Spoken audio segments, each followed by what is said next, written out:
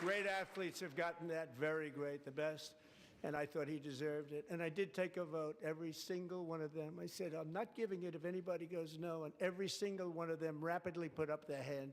So I want to thank you all. What a special job you did. What special champions you are. Thank you very much.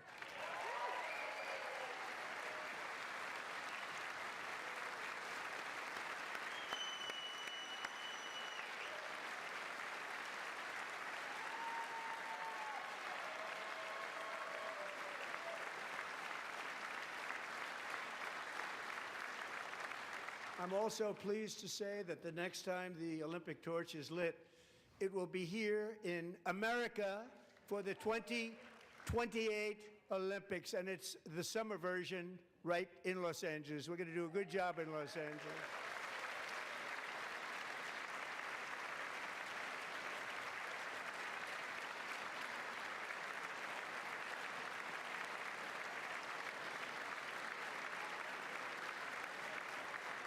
And Los Angeles is going to be safe, just like Washington, D.C. is now one of the safest cities in the country.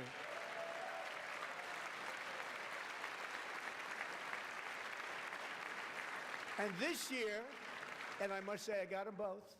I got them in my first term, and I was disappointed because I didn't think I'd be the president when this happened. But strange things took place.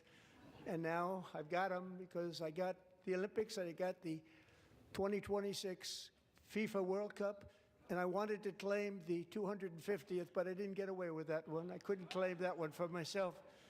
But we're getting the World Cup, so we have the World Cup and the Olympics coming, and that is exciting news.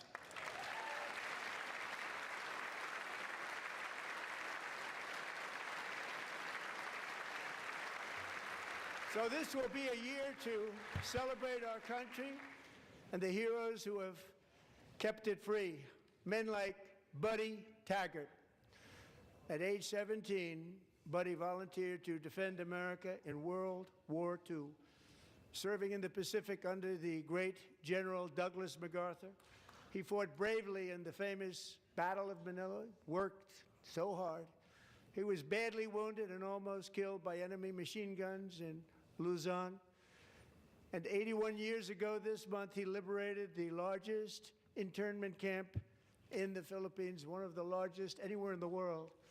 But he earned many honors, including a Purple Heart and a Bronze Star, came home, started a family, and tonight he is in the gallery looking forward to July 4th, 2026, his 100th birthday.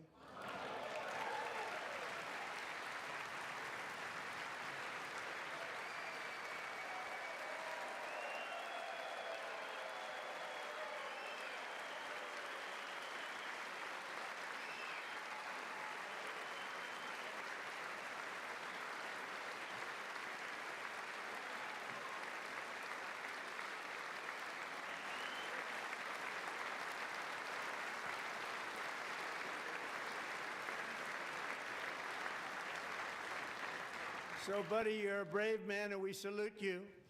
Even in times of challenge, setback, and immense heartache, the spirit of 1776 has always shone through very brightly. It was July 4th of last year when floodwaters tore through a girls' summer camp in Central Texas, one of the worst things I've ever seen. I was there, rising 26 feet in the matter of minutes, tragically claiming many, many lives. You all remember that one.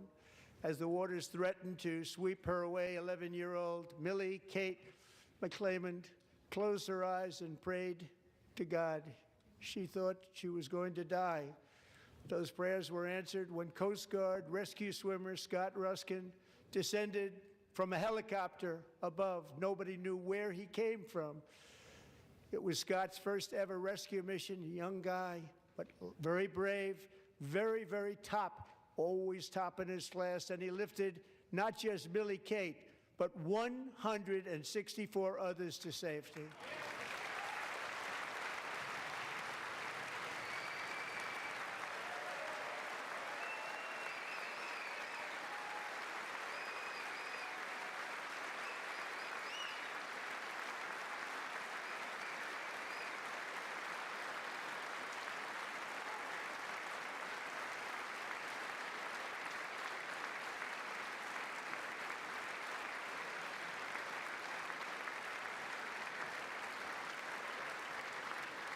People watched Scott from a distance, and they couldn't believe what they were seeing. The winds were blowing, the rain was pouring, everything was going, and that rapid water, nobody's ever seen anything like it. They said, wow, that's something. Tonight, Scott and Millie Kate are here together, reunited for the very first time. Thank you, Scott, Millie Kate.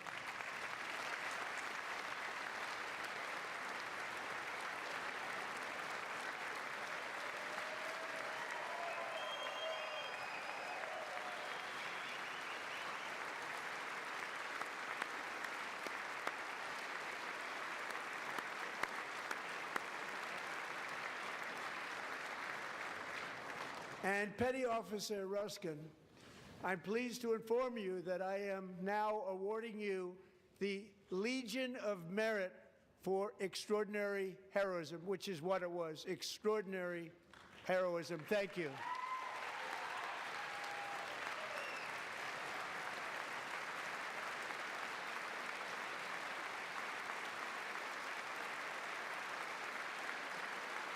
And I'd like to have the military aide to please come down and take care of the service. Military aide, thank you very much. Take care of that very important service. Thank you very much. From 1776 to today, every generation of Americans has stepped forward to defend life, liberty, and the pursuit of happiness. And they're really doing it for the next generation. But now it's our turn. Together we're building a nation where every child has the chance to reach higher and go further, where government answers to the people, not the powerful, and where the interests of hardworking American citizens are always our first and ultimate concern. That is the debt we owe to the heroes who came before us, and that is the promise we must keep to America for our 250th year.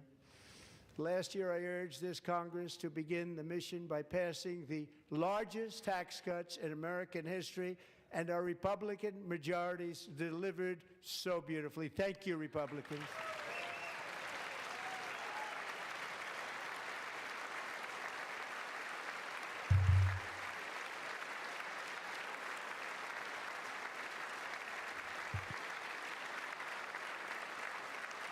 All Democrats, every single one of them, voted against these really important and very necessary massive tax cuts.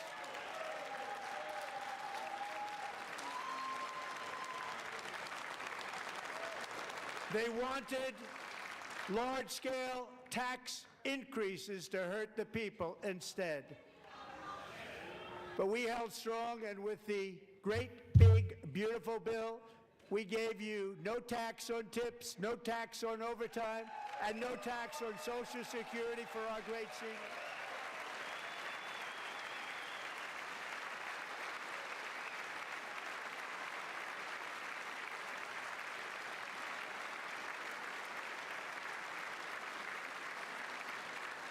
And we also made interest on auto loans tax deductible the first time, but only if the car is made in America.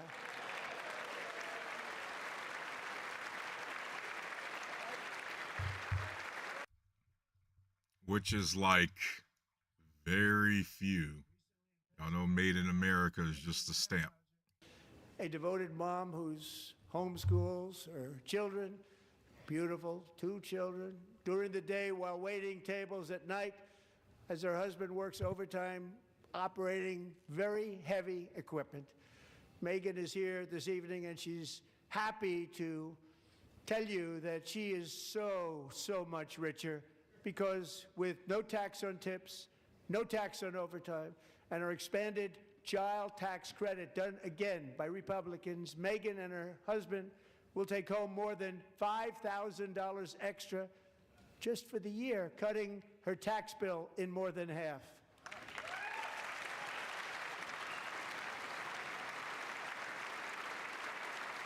Megan, please stand up. We're fighting for you, Megan.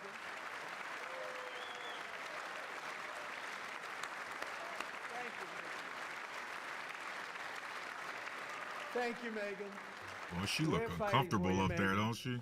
Under our bill, Standing there, parents yeesh. like Megan can also activate their children's brand new Trump accounts. And I didn't name it. I did not name that. Y'all know he absolutely named it. Nobody Absolutely believes me, but I did not named name it. it. It was named by a very tall man sitting right there in the third row. Nice man, a good man. Tax-free investment accounts for every American child. This is something that's so special and has taken off and gone through the roof. Millions will be pre-funded courtesy of the U.S. Treasury and private individuals like Michael and Susan Dell, who have donated $6,250 million to fund the Trump accounts for 25 million American children. They're great people.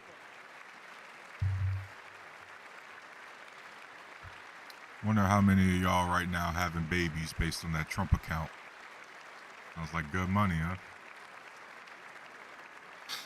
When I asked Michael Dell, how do you make all that money? He said, well, I just sat on my dorm in school and I made computers and I'd sell them to people.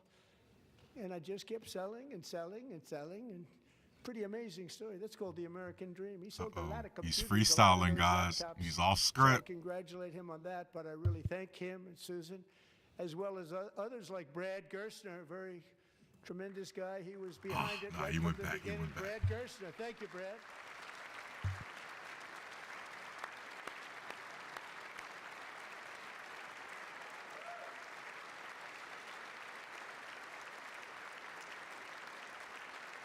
So with modest additional contributions, these young people's accounts could grow to over $100,000 or more by the time they turn 18. Think of it, how much money is that for somebody that started with nothing?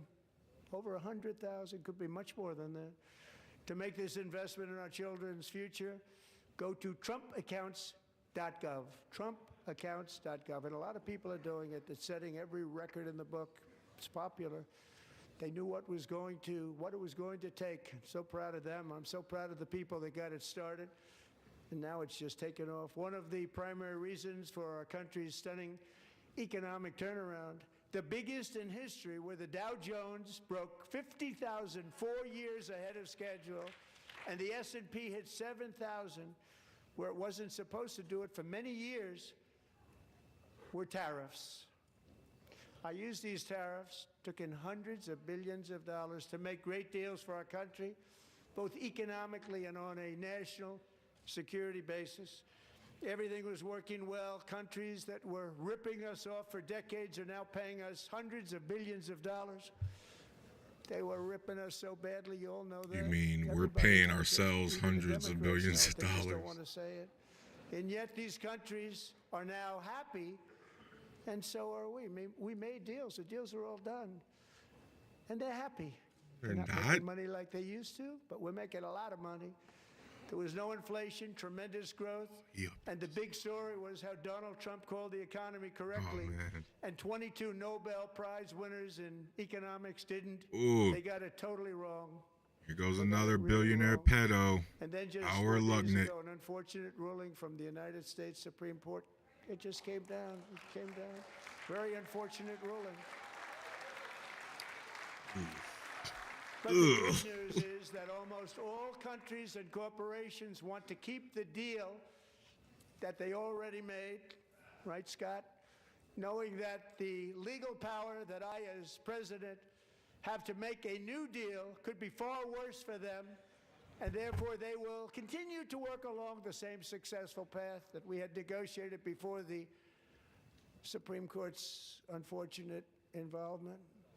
So despite the disappointing ruling, these powerful country-saving, it's saving our country, the kind of money we're taking in, peace-protecting. Many of the wars I settled was because of the threat of tariffs. I wouldn't have been able to settle them without. Will remain in place under fully approved and tested alternative legal statutes. And they have been tested for a long time. They're a little more complex, but they're actually probably better, leading to a solution that will be even stronger than before. Congressional action will not be necessary. It's already time-tested and approved. And as time goes by, I believe What do you the think she's tariffs thinking right now, paid huh? for by foreign Oh, countries man. will, like in the past, substantially replace the modern-day system of income tax, taking a great financial burden off the people that I love.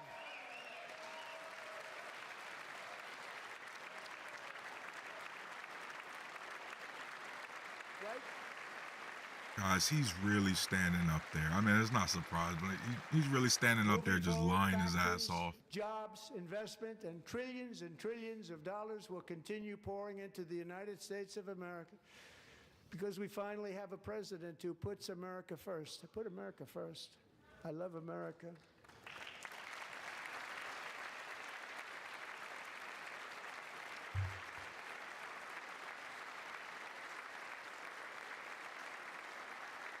For decades before I came along, we had the exact opposite.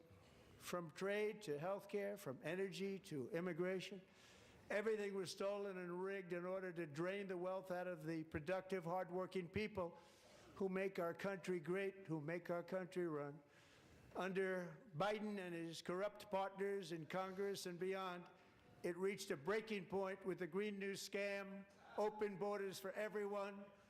They poured in by the millions and millions from prisons, from mental institutions. They were murderers, 11,888 murders. They came into our country. You allowed that to happen.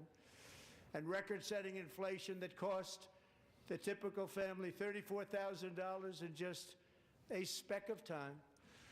Now the same people in this chamber who voted for those disasters suddenly use the word affordability, a word.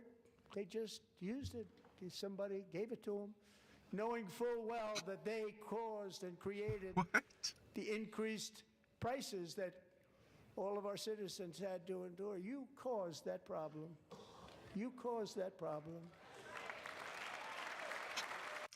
Remember, guys, affordability is a hoax.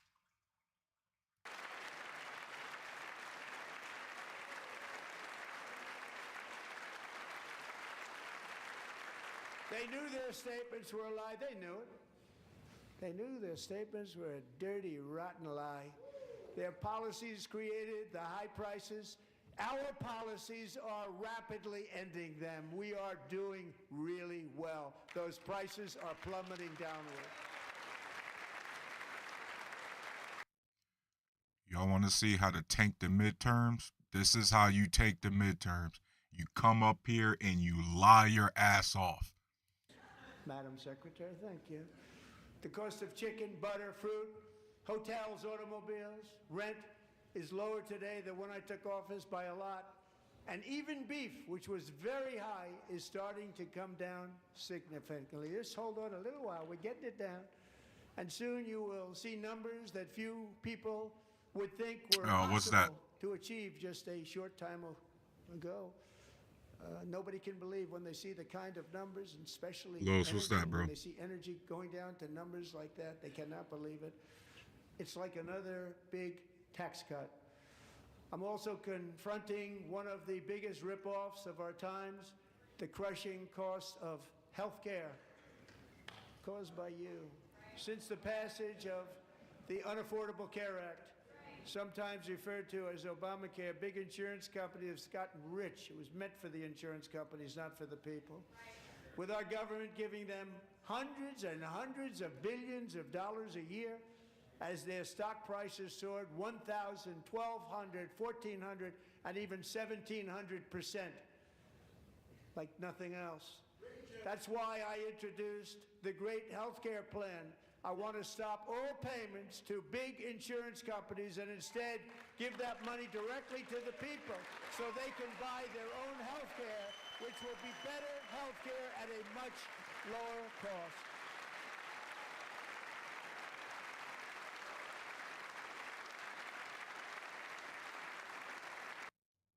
Lost, a lot of people say that at the time, but we're a whole year in with everything he wants implemented. It's a shit show.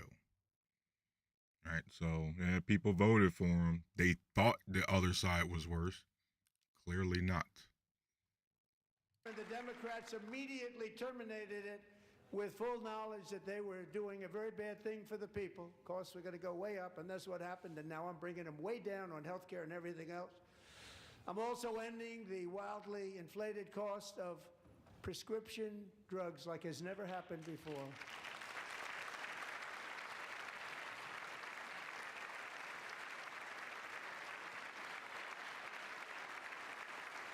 Other presidents tried to do it, but they never could. They tried.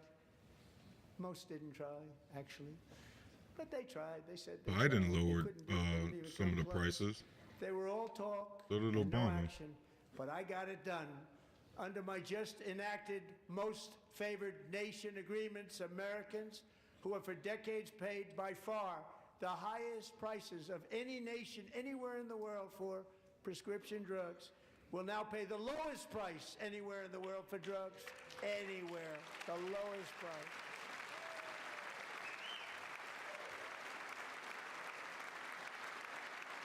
Y'all know that is a bunch of bullshit. So in my first year, Oh, man. second term, Oh, man.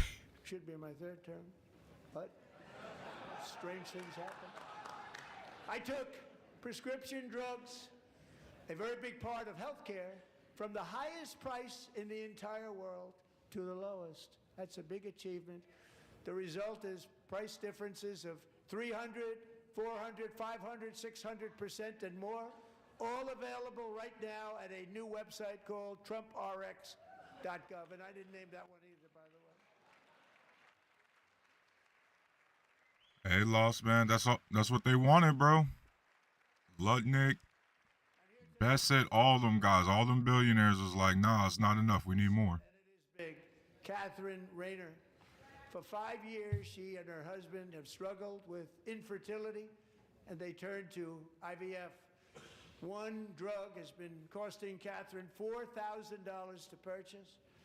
But a few weeks ago, she logged onto the Trump RX website and got that same drug that cost $4,000, got it for under $500, a reduction of much more, actually, than $3,500. Catherine, we are all praying for you, and you're going to be a great mom.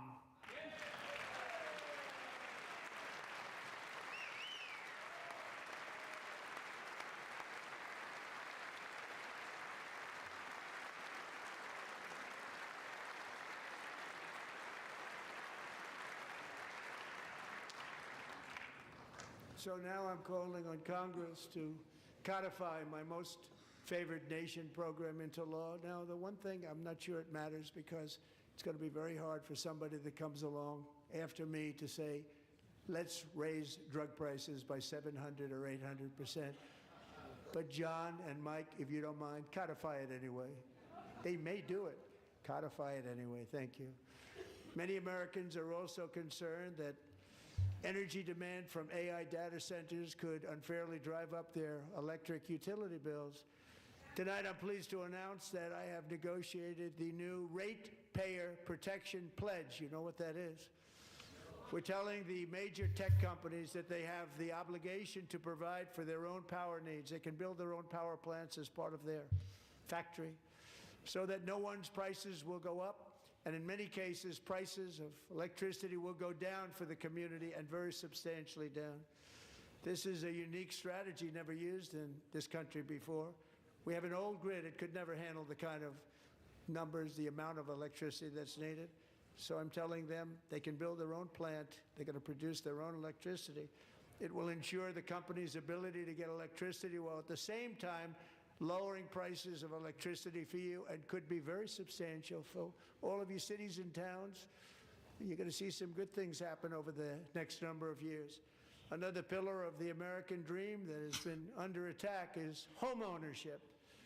With us tonight is Rachel. He Williams, really a mom up there of two just from making Houston. shit She up, placed guys. bids on 20 Hey, homes what's and up? lost all of those bids to gigantic investment firms that Yo, bypassed he's inspection. oh my Paid god, all and cash then he's and got turned it, and those then he's got to houses hope into rentals, Congress stealing away somehow her gets it together and American passes dream. this She shit. was devastated. Stories like this are why last month I signed executive order to ban large Wall Street Oh, investment boy. firms from buying up into thousands single-family homes.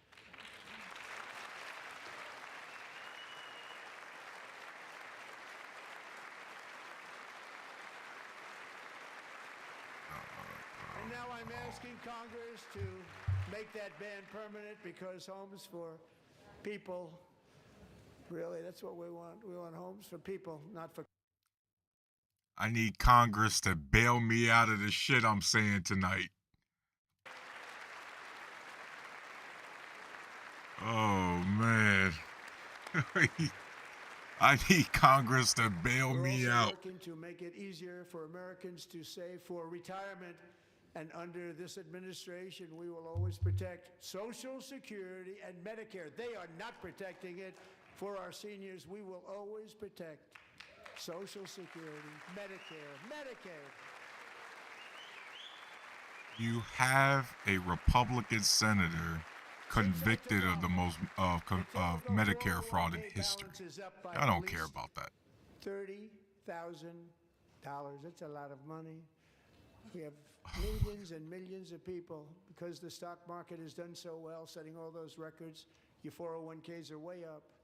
Yet half of all of working Americans still do not have access to a retirement plan with matching contributions from an employer.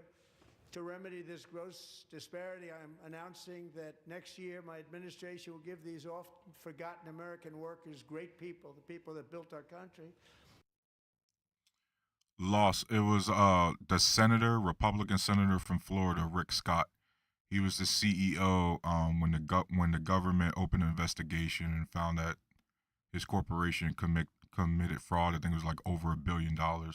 He had to resign from that, and then they made him senator. Yep. Information.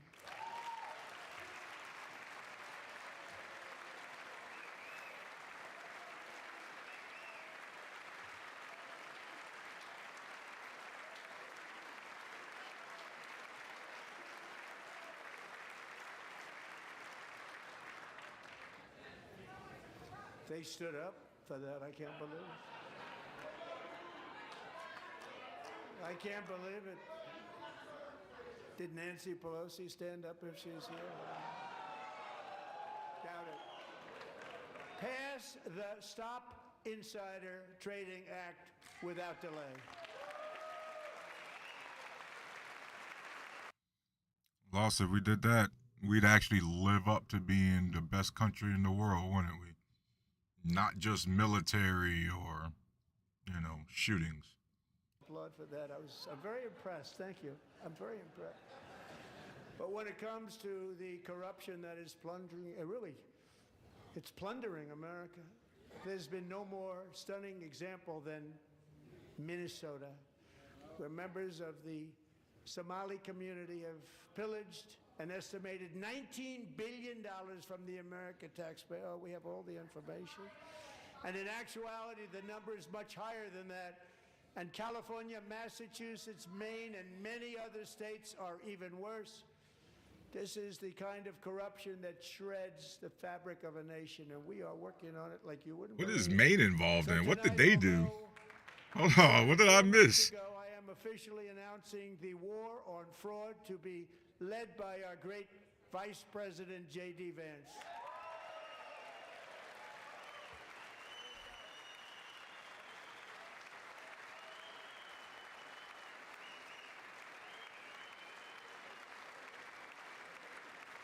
This is being led by J.D. Vance and his experience with. We'll get it done. That's not being led by the DOJ. If we're able to find enough of that fraud, we will actually have a balanced budget overnight. It'll go very quickly. That's the kind of money you're talking about. We'll balance our budget. The Somali pirates who... Even if what he's saying is true, guys, 18 billion pales in comparison to the 2 trillion the Department of Defense, Department of War cannot account for. And he's asking for more money. The American people who pay the price in higher medical bills, car insurance rates, rent, taxes, and perhaps most importantly, crime. We will take care of this problem. We're going to take care of this problem. We are not playing games. Delilah. Definitely playing games. Definitely playing games.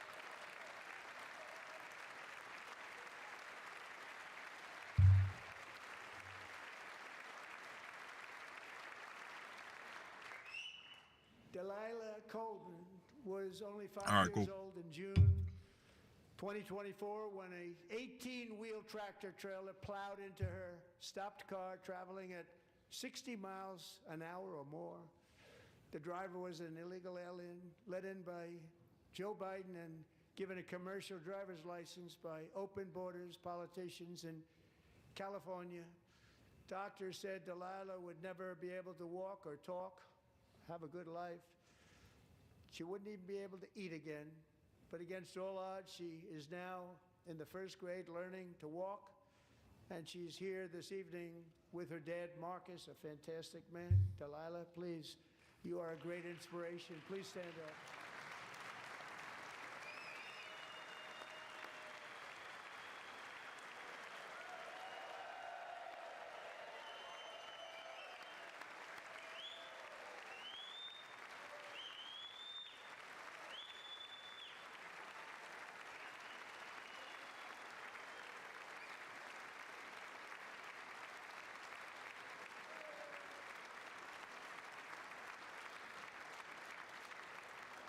Thank you, Delilah. Many, if not most, illegal aliens do not speak English and cannot read even the most basic road signs as to direction, speed, danger, or location. That's why tonight I'm calling Shit, the on American Congress to people pass can't what either. we will call the Delilah Damn, Law, man, come on. barring any state from granting commercial driver's licenses to illegal aliens.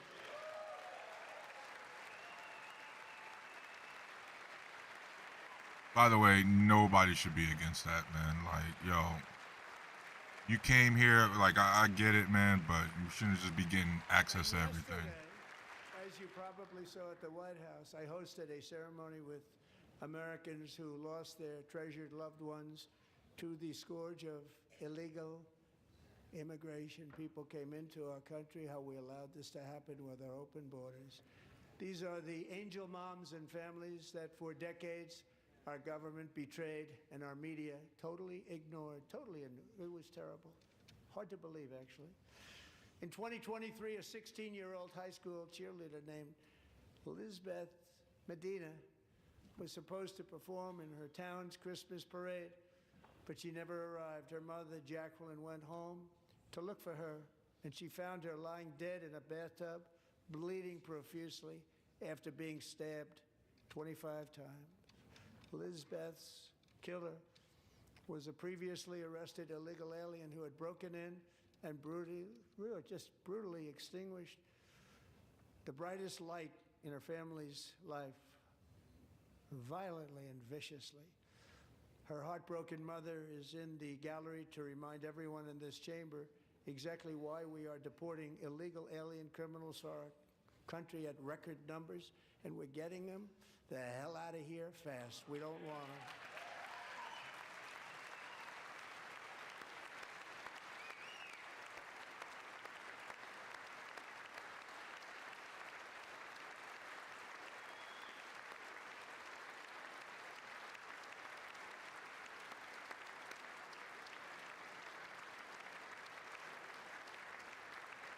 Thank you very much, Jacqueline. Thank you. We can never forget that many in this room not only allowed the border invasion to happen before I I need to got learn how involved, to add some but banners and indeed shit. they would do it Watching this, all man. over again if they ever had the chance. If they ever got Dry elected, ass they would live open up those stream. borders to some of the worst criminals anywhere in the world. The only thing standing between Americans and a wide open border right now is President Donald J. Trump and our great Republican patriots in Congress. Thank Why you. are you up there referring to yourself in the third person, dog? And you, oh my God. And As we speak, Democrats in this chamber have cut off all funding for the Department of Homeland Security. It's all cut off. It's all cut off. They have instituted another Democrat shutdown, the first one costing us 2 points on GDP. 2 points we lost on GDP, which probably made them quite happy, actually. bullshit. Now they have closed the agency responsible for protecting Americans from terrorists and murderers. Tonight I'm demanding the full and immediate restoration of all funding for the border security, homeland security of the United States, and also for helping people clean up their snow. We have no money because of the Democrats, and it would be nice. We'd love to give you a hand at cleaning it up, but you gave no money. Nobody's getting paid. You said we're bringing in billions upon billions from the tariffs. Now we broke as fuck. Like what's going on, man? I don't get this bullshit, man. Like, dang. Representatives really believe. So tonight I'm inviting every legislator to join with my administration in reaffirming a fundamental principle. If you agree with this statement, then stand up and show your support. The first duty of the American government is to protect American citizens, not illegal aliens.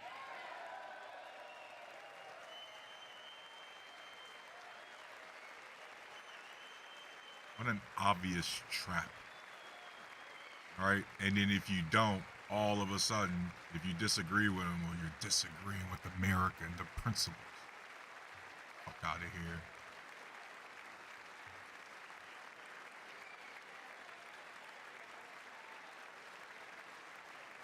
Bro, this is so...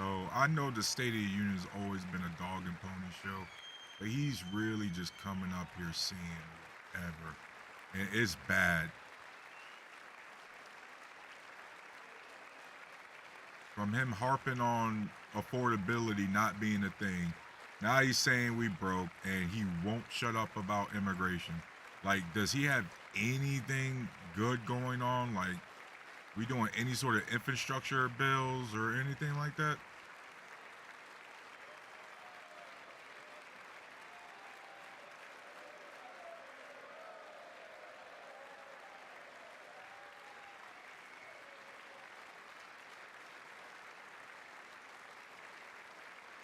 See, guys, y'all see how long like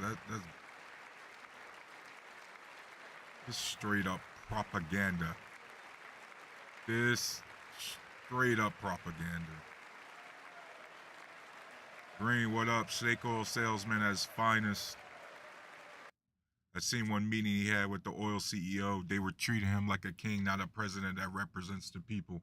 Yes, man. You see this dude, he idolizes them dictators, man. You know, think about it, bro. He openly idolizes the Kim Jong-uns and them and how they all like stand at attention at him and shit. Yeah, you should be ashamed of yourself.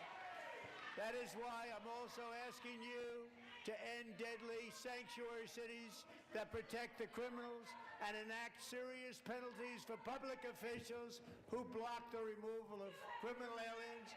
In many cases, drug lords, murderers all over our country, they're blocking the removal of these people out of our country, and you should be ashamed of yourself.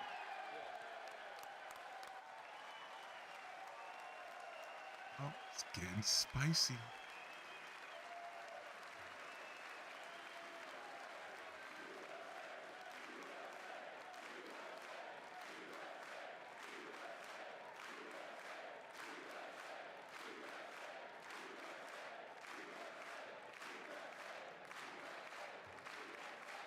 And perhaps most importantly, I'm asking you to approve the Save America Act.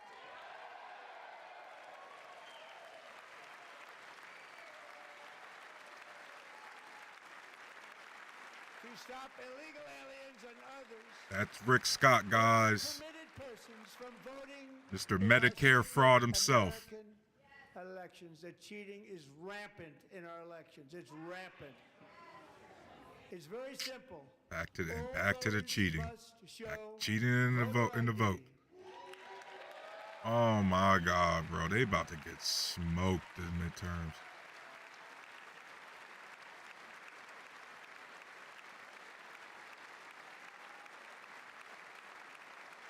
All voters must show proof of citizenship in order to vote. Again, this is going to be a redundant bill. You already have to show proof of citizenship when you go and register to vote, and you have to show some sort of valid ID when going to cast your vote. So again, we're just passing laws that are already on the books.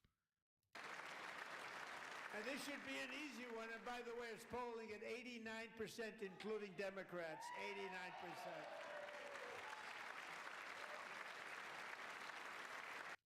Because it already exists. And even the new communist mayor of New York City, I think he's a nice guy, actually. Speak to him a lot. Bad policy, but nice guy. Just said they want people to shovel snow. They got hit hard. Wants them to shovel snow, but if you apply for that job, you need to show 2 original forms of ID and a Social Security card. Yet they don't want identification for the greatest privilege of them all, voting in America. No, it's no good. No good. Both It's already a requirement. policy that we just enunciated, and Congress should unite and enact this common sense, country-saving legislation right now, and it should be before anything else happens.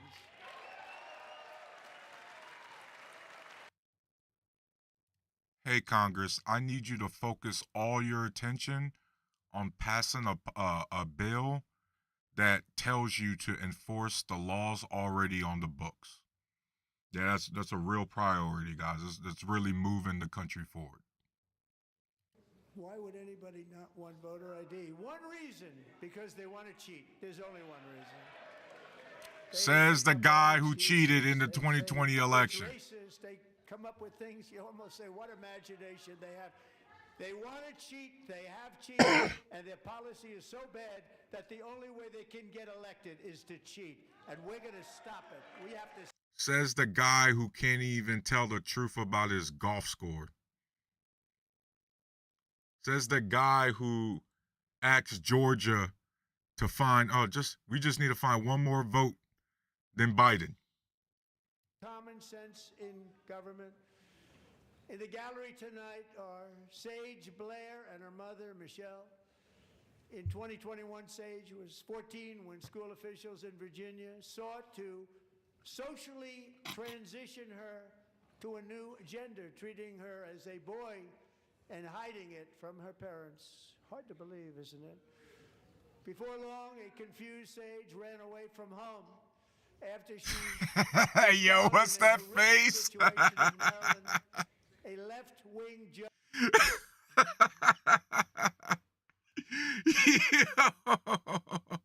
order was their son. Sage was thrown into an all-boys state home and suffered terribly for a long time. But today, all of that is behind them because Sage is a proud and wonderful young woman with a full-ride scholarship to Liberty University. Sage and Michelle, please stand up. Oh, man. You know her mom forced her to be there. You can see it in her face. You know her mom forced her to... Oh, man. Oh, this is bad, guys. Ooh. Thank you for your great bravery. And who can believe that we're even speaking about things like this? 15 years ago, if somebody was up here and said that, they'd say, what's wrong with him? But now we have to say it because it's going on all over numerous states without even telling the parents. But surely we can all agree no state can be allowed to rip children from their parents' arms and transition them to a new gender against the parents' will. Who would believe that we're even talking about this? We must ban it, and we must ban it immediately.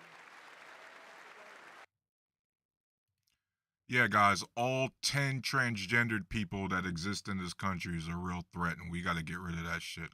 It's a huge priority. Crazy, I'm telling you. They're crazy.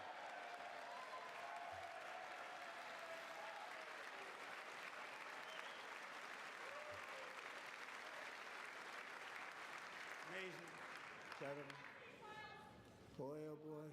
We're lucky we have a country. With people like this, Democrats are destroying our country, but we've stopped it just in the nick of time, didn't we?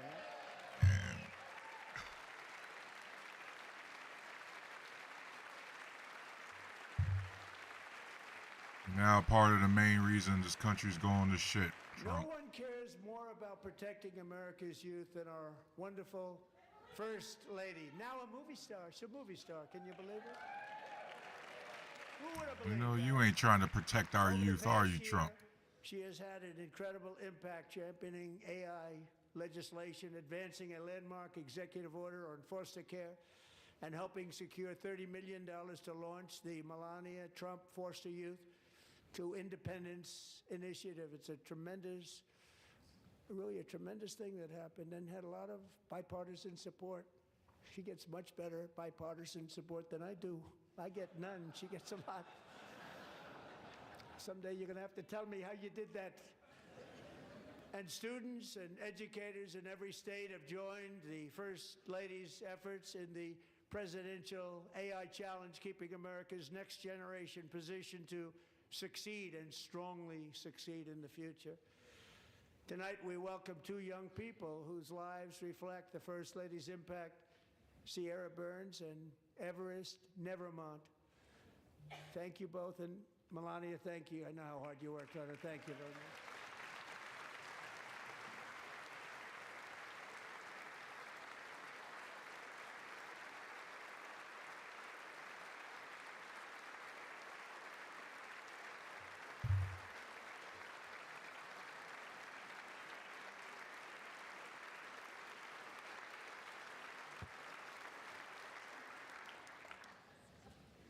I'm very proud to say that during my time in office, both the first 4 years and in particular this last year, there has been a tremendous renewal in religion, faith, Christianity, and belief in God. Tremendous renewal. Yeah, the rise of Christian nationalism and Christian Zionism. Yay.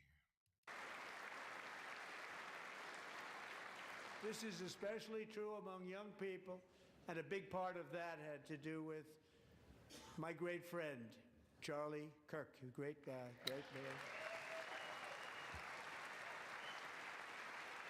Wait, she already got the tears going? Yo, she already had the tears going. Hold on. What the f... And martyred, really martyred for his Hey, beliefs. she was prepped for His this. wonderful wife, Erica, is with us tonight. Erica, please stand. It's so fucking fake. Oh, but come on, man. What is our country right now, guys? Oh, man. Fuck. Thank you, Erica. Been through a lot. In Charlie's memory, we must all come together to reaffirm that America is one nation under God, and we must totally reject political violence of any kind.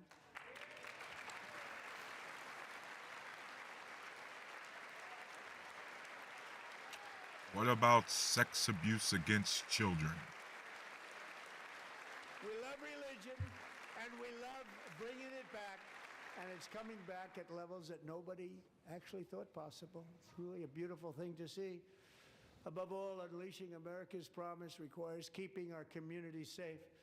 We have made incredible strides, yet dangerous repeat offenders continue to be released by pro-crime Democrat politicians again and again. We are honored to be joined tonight by a woman who's been through hell, Anya Zarutska. In 2022, she and her beautiful daughter, so beautiful, what a beautiful young woman, Irina, fled war-torn Ukraine to live with relatives near Charlotte, North Carolina. And by the way, what's going on with Charlotte? Last summer, 23-year-old Irina was riding home on the train when a deranged monster Senseless murder. who had been arrested over a dozen times and was released through no cash bail stood up and viciously slashed a knife through her neck and body. No one will ever forget. There were people on that train. No one will ever forget the expression of terror on Irina's face as she looked up at her attacker in the last seconds of her life. She died instantly.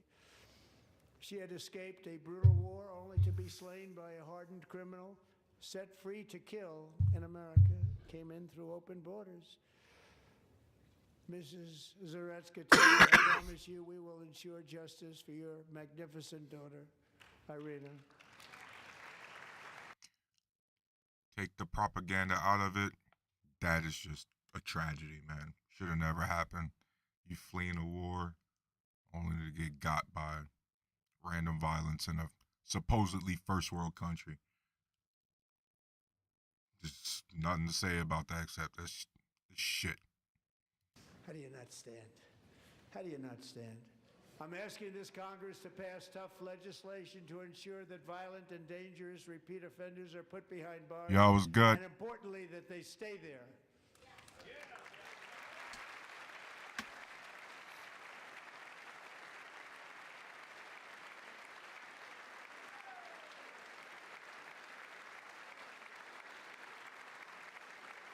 Starting last summer, I deployed our National Guard and federal law enforcement to restore law and order to our most dangerous cities, including Memphis, Tennessee, big success, New Orleans, Louisiana, big success, and our nation's capital itself, Washington, D.C., where we have almost no crime anymore in Washington, D.C. How did that happen?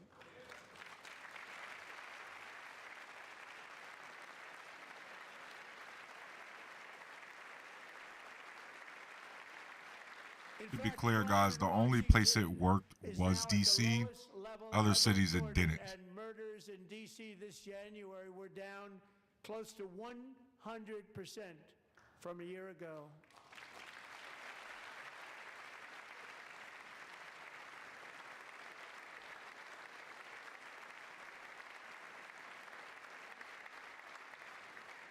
They don't like to hear that.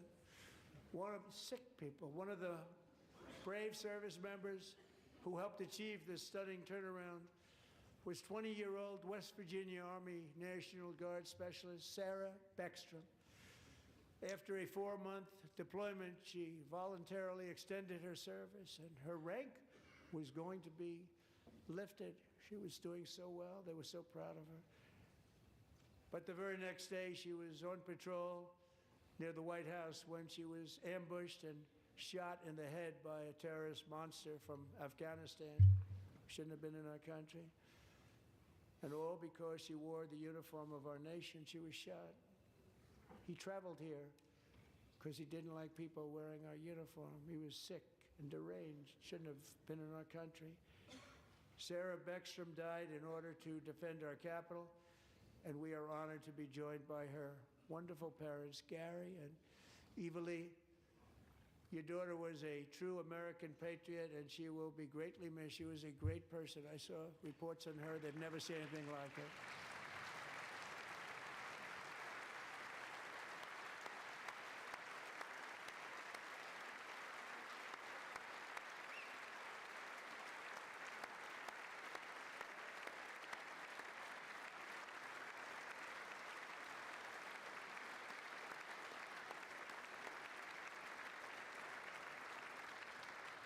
So sorry. Thank you very much. She's a great young lady. I saw reports that were like, perfect. She was perfect. Serving alongside Sarah that day was Staff Sergeant Andrew Wolf. The terrorist shot Andrew in the head, and no one thought he could possibly make it. The two of them, Sarah and Andrew, both shot violently in the head. Neither was expected to make it. They weren't even given a chance, except his wonderful mother, named Melody, who I spoke to the same night, and she was so positive. The doctors thought that Andrew was gone, but his mother said, no, Mr. President, Andrew will be fine. He's going to make it. I've never seen anything like it. I mean, he was given almost no chance. She said, I have no doubt, sir, he's going to be okay. This was a conversation that I had with her that night, with her son laying helplessly in bed, blood all over. Everybody is praying, she said, sir, he will be okay. The doctors didn't understand what she was saying, and after looking at the results of the damage done, neither did I. She was so strong and conclusive that even Andrew's great father felt she didn't really understand the gravity of the situation. But she turned out to be right. Right, Melanie? She turned out to be right.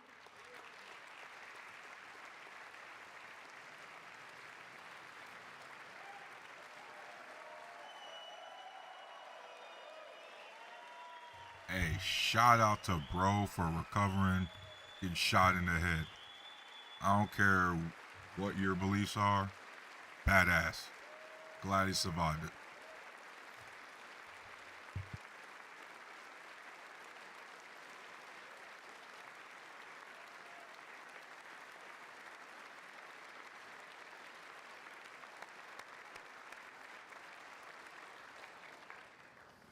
Amazing, actually. I said, where does this woman come from? She's the most positive person I've ever met. With God's help, Andrew has battled back from the edge of death, and we're talking about the edge of death, on his way to a miraculous recovery. He's got a little work to do, but he's doing great. Nice to see you. He's a good-looking guy. Nice to see you. Thanks, Andrew. Thank you very much. Why'd they cut to him? That one senator, I think.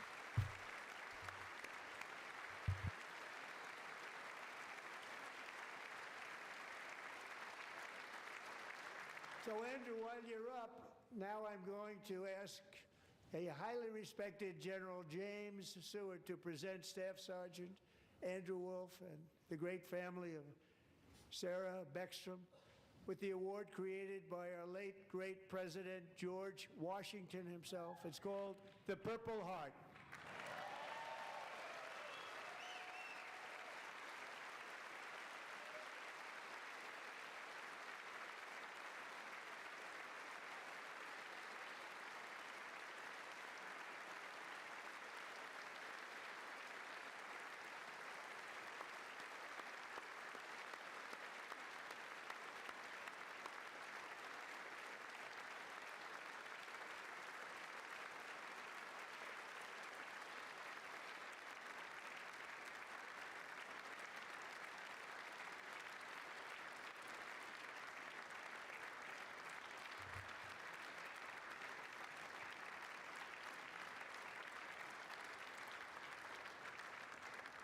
And shout out to them too, man.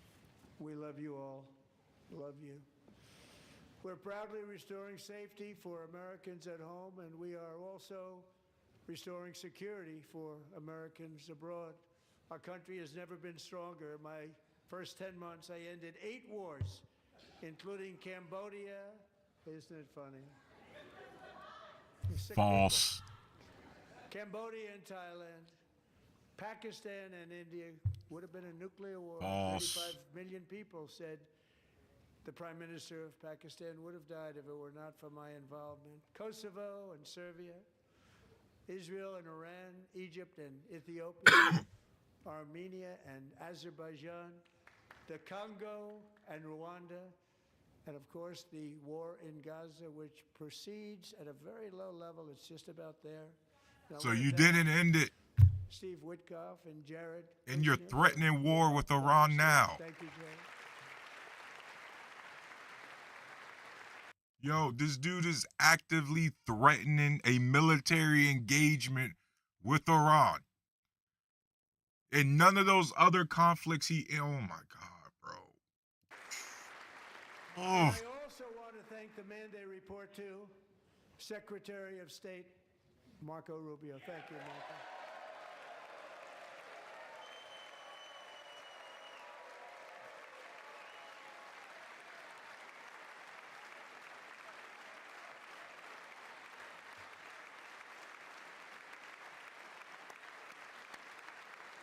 And that doesn't include the countries he started conflicts with, like Nigeria and Venezuela and soon to be Colombia. I think our next one was about 54%. And some of the Democrats are now saying, I can't believe we approved that guy. And he said it's an honor that they feel that way, right, Marco? You have done a great job, great Secretary of State. I think he'll go down as the best ever. We got some miserable looking people tonight, man. Come on, Marco. You could have cracked a smile or something. Come on, little Marco. Every single hostage, both living and dead, has been returned home. Can you believe that?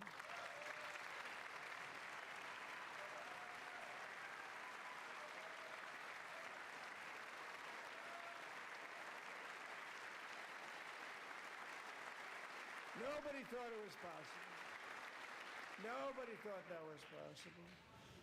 Both living and dead. And those parents who had a dead son, their boy, they'd always tell me their boy, they wanted him as much as though he were living. That was an amazing period of time. And they came back, and when we got all of the living hostages back, and many, many before them, but I always said those last 20 are going to be very tough, but we got many, many more, hundreds. But I said those last 20 are going to be tough. We got them back. But we only got back 14 or 15 of the dead of the 28. And believe it or not, Hamas worked along with Israel, and they dug and they dug and they dug.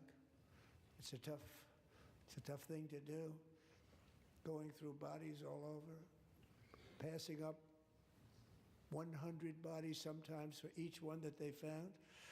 Tough job. And they finally got it back to 27. And then Steve and Jared, they got it back to 28. They found all 28. Nobody thought that was possible, but we did it. And I remember the family of the 28th. They were so grieved, but they were so happy as it's possible to be. They had their boy back. The mother said, "Sir, we have our boy back." What a period of time that was, but we got them all back. So thank you both very much. Great job. So far, we have gotten foreign policy or something dealing with kicking immigrants out. Not a whole lot about actually making our country better. The killing and slaughter between Russia and Ukraine, where 25,000 soldiers are dying each and every month. Think of that, 25,000 soldiers are dying a month. A war which would have never happened if I were president. Would have never happened. Oh, my God. As president, I will make peace wherever I can, but I will never hesitate to confront threats to America wherever we must. That's why in a breakthrough operation last June, the United States military obliterated Iran's nuclear weapons program with an attack on Iranian soil known as Operation Midnight Hammer. Did y'all see how he pivoted quick from Ukraine back to Iran? Cause he know he ain't do shit against his boy Vladimir Putin, rolling out the red carpet in freaking Alaska. The hell out of here with that bullshit, man. A nuclear weapon, many decades since they seized control of that proud nation 47 years ago. The regime and its murderous proxies have spread nothing but terrorism and death and hate. They've killed and maimed thousands of American service members and hundreds of thousands and even millions of people with what's called roadside bombs. They were the kings of the roadside IEDs. And we took out Soleimani. I did that during my first term. Had a huge impact. He was the father of the roadside bomb.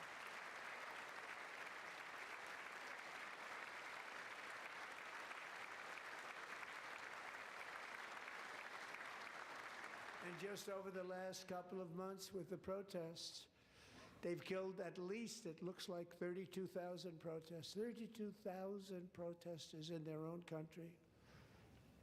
They shot them and hung them. We stopped them from hanging a lot of them with the threat of serious violence. But this is some terrible people.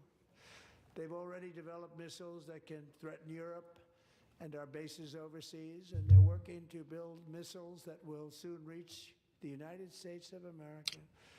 After Midnight Hammer, they were warned to make no future attempts to rebuild their weapons program, and in particular, nuclear weapons. Yet they continue. They're starting it all over. We wiped it out, and they want to start all over again, and are at this moment again pursuing their sinister ambitions. We are in negotiations with them. They want to make a deal, but we haven't heard those secret words. We will never have a nuclear weapon. My preference. You said you took care of that issue last year, Trump. That was a lie. You and all the war hawks keep banging on the war as a drum, keep saber rattling, talking about, oh, Iran's close to this missile that will reach the United States. Yo, stop the fucking fear mongering. But one thing is certain, I will never allow the world's #1 sponsor of terror, which they are by far, to have a nuclear weapon. Can't let that happen. They don't. And Obama solved this issue. And you made it an issue again in 2017, 2018, whenever you pulled us out of that deal. And no nation should ever doubt America's resolve. We have the most powerful military on earth. I rebuilt the military in my first term. We're going to continue to do so. Shit. Also, we just approved a $1 trillion budget. We have no choice. We have to be strong because hopefully we will seldom have to use this great power that we built together. It's really called peace through strength, and it's been very, very effective.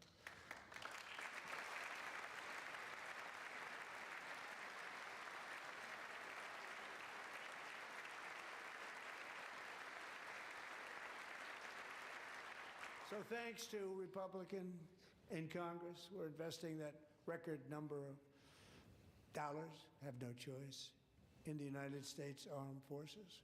We're also creating a lot of jobs, but we're not even doing it for that reason.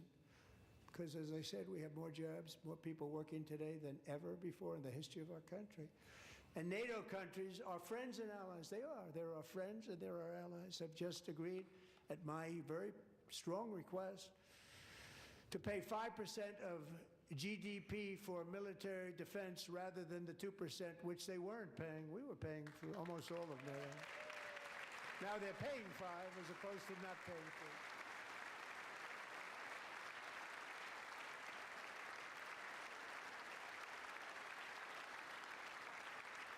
4. And getting that 5% was something which everyone said would never be done, could not happen. We got it really easily with one meeting. And big difference between 2% that's not paid. We were paying the freight of many of them. Very few were paid up. Now 5%, then they're paid. And everything we send over to Ukraine is sent through NATO, and they pay us in full. They pay us totally in full. Every branch of our armed forces is setting records for recruitment. This is so exciting. And every service member recently.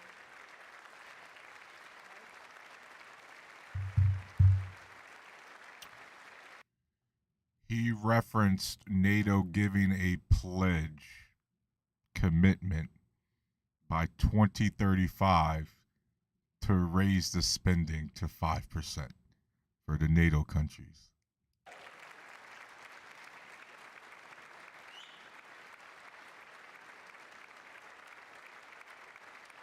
You know, they put it on my desk. We got the money from tariffs and other things, a lot of money we have. We have much more money than people understand. Have to rebuild that program. You just said we was broke like 15 minutes ago. $175, and they wanted my approval. And I said, what's the number? $1,775. I said, wait a minute, for $1 more we can have $1,776. It's going to... I said, we're going to figure that. I never asked anybody if we could afford it. $1 more, I said $1,776. And I said, that's good. And I'll tell you what, our military, that was 4 months ago, our military, I never see a person in the military that doesn't thank me for it, so we're honored to do it. They deserve it. And we call it 1776. It was great. And we love our military. We love our law enforcement. We love our firemen. You know, the firemen don't get mentioned enough. We love our firemen. We're also...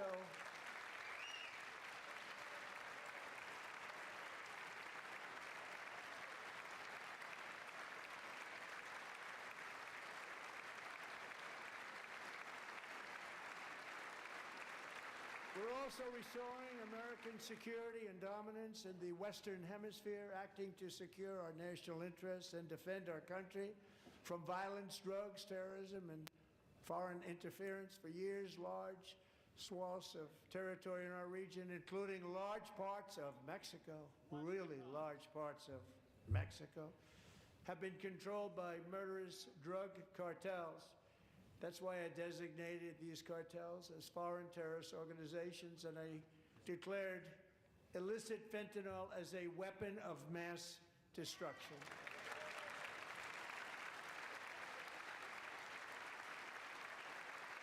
Good luck.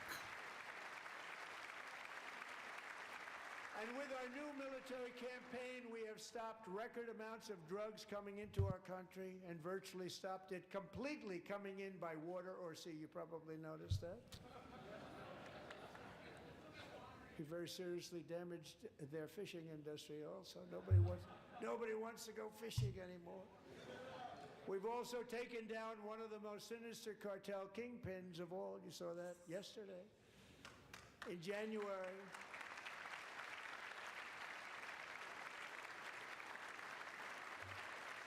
Oh yeah, we still dealing with that Maduro situation too.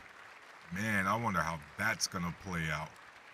In January, elite American warriors carried out one of the most complex, spectacular feats of military competence and power in world history. No one's seen anything like it. Foreign leaders, I won't tell you who, called me and they said, very impressive, very impressive.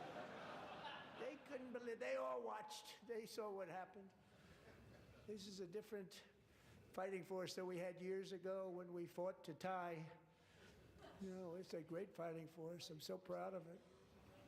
Look at Space Force. Space Force is my baby because we did that.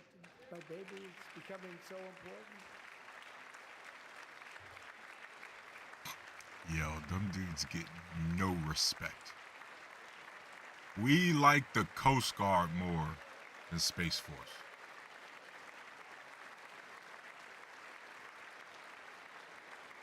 And America's armed forces overwhelmed all defenses and utterly defeated an enemy, good fighters, to end the reign of outlaw dictator Nicolas Maduro and bring him to face American justice.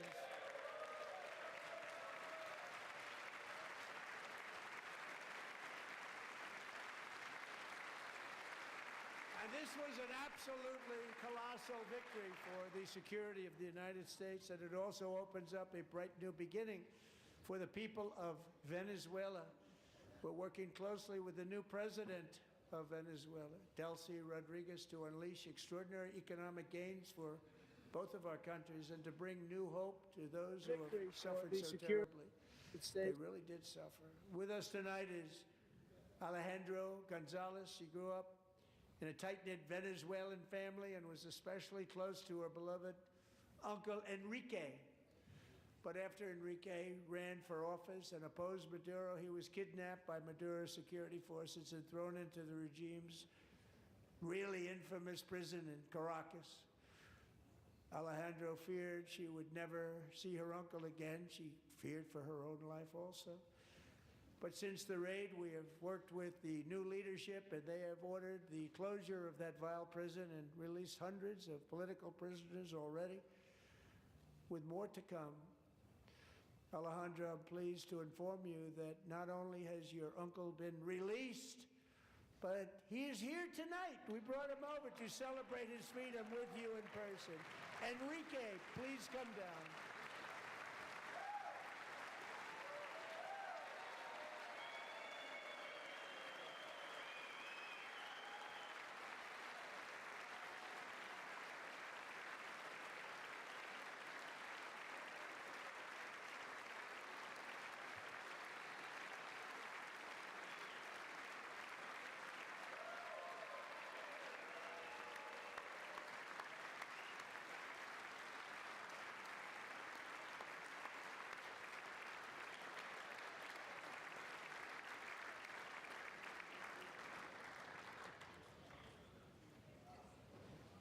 Thank you, Enrique. Have a good time.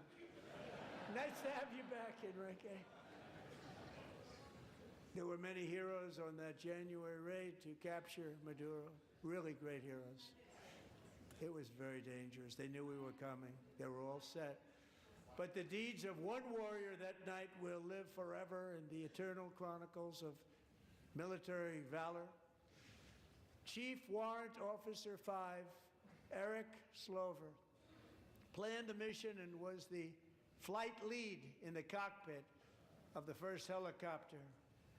A big, beautiful, powerful helicopter. It was a massive Chinook carrying, as you can imagine, many American warfighters. Wearing the dog tags his wife Amy had blessed with holy water before he left. She knew it was going to be a rough one.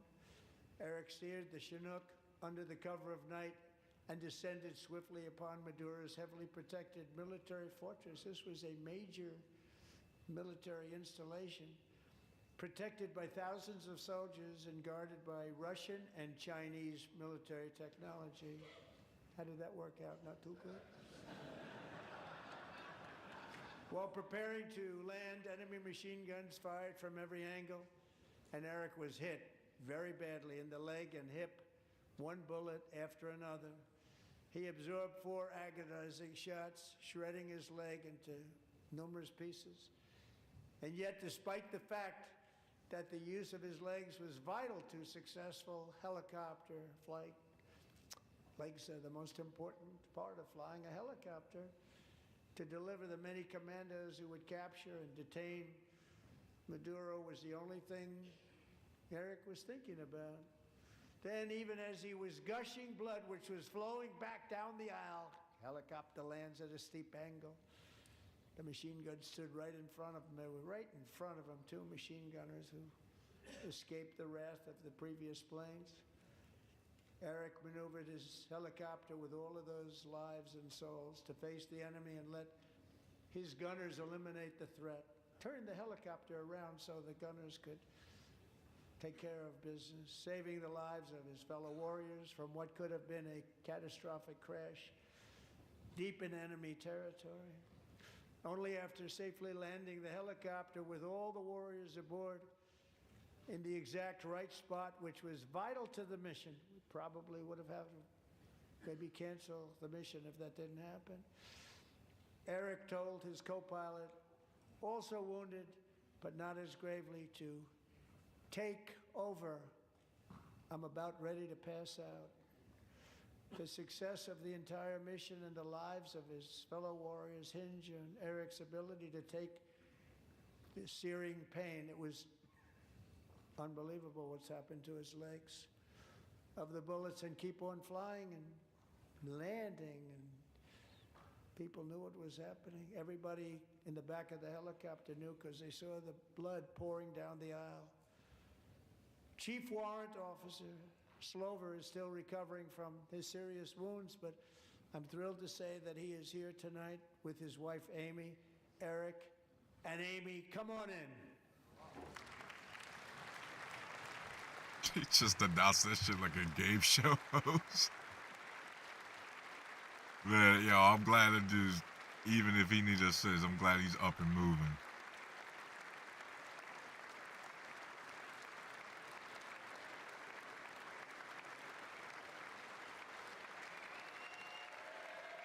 Hey, did he get to keep his leg? Yeah, hell yeah.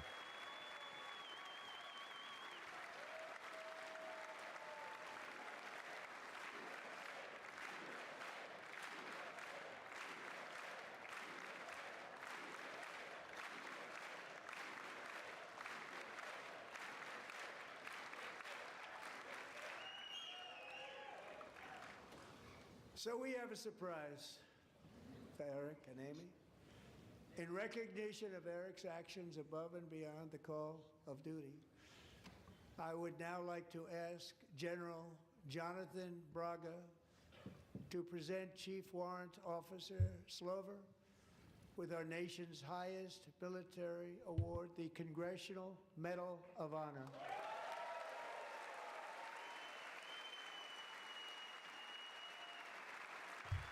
So, I'm not sure. I think this is cool. But it'll be interesting to see what some of the older military vets got to say about the Medal of Honor for him in this scenario. It should be interesting. I'm sure we'll get a lot of comments on social media moving forward.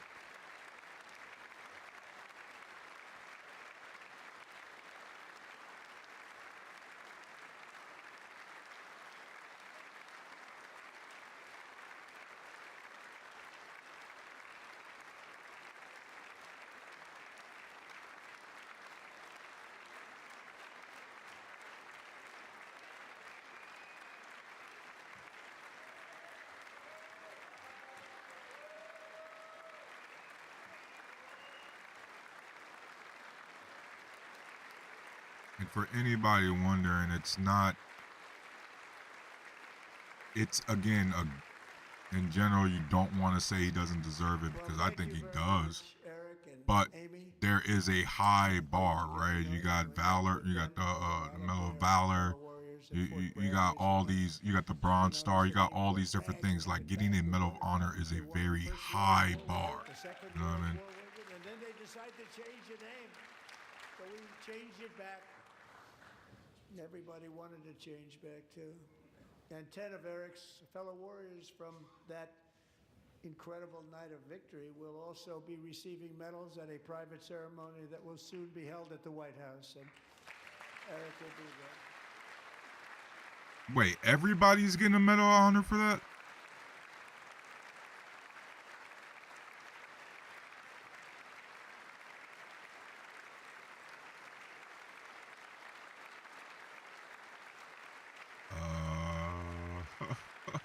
Whoa.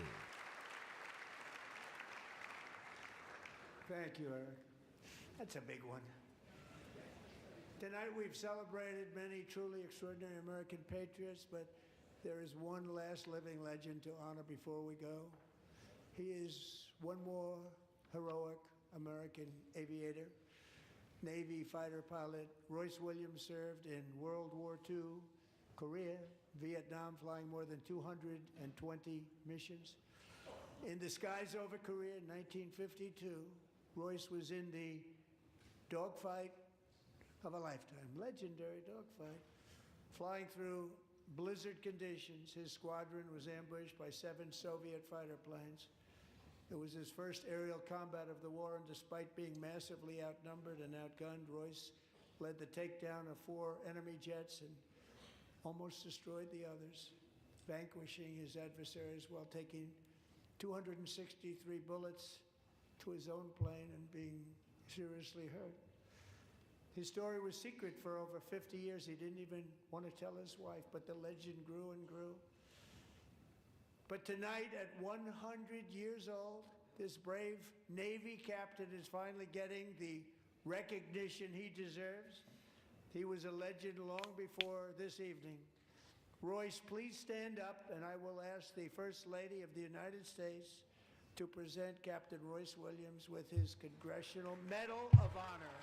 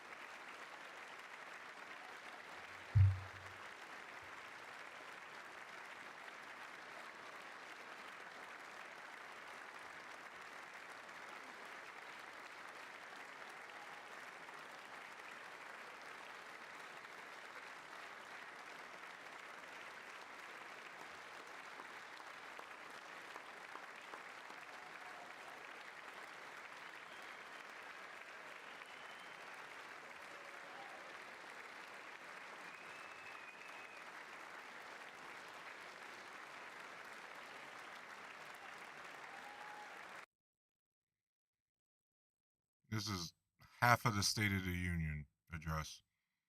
Clapping. Thank you, Royce, and thank you, Eric. I've always wanted the Congressional Medal of Honor, but I was informed I'm not allowed to give it to myself, and I wouldn't know why I'd be taking it, but if they ever open up that law, I will be there with you someday. But you know, that's our highest honor, Congressional Medal of Honor, and that's a big thing, and You it's an know he honor would to be in the same absolutely room give with it you. to him. So Thank you both. y'all know very it. much, Eric. Thank you.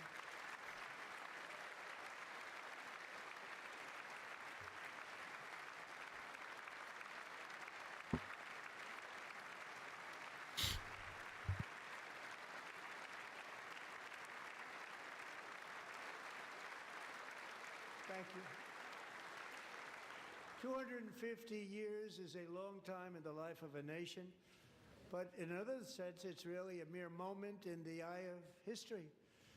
Two of the gentlemen we met in the gallery this evening took their first breaths 1 century ago, 100 years before that, on July 4th, 1826, the author of the Declaration of Independence, brilliant, Thomas Jefferson, drew his last breath. Just a single long human lifespan separates the giants who declared and won our independence from the heroes who stand among us tonight. Everything our nation has done, everything we have achieved, has been the work of those few great lifetimes.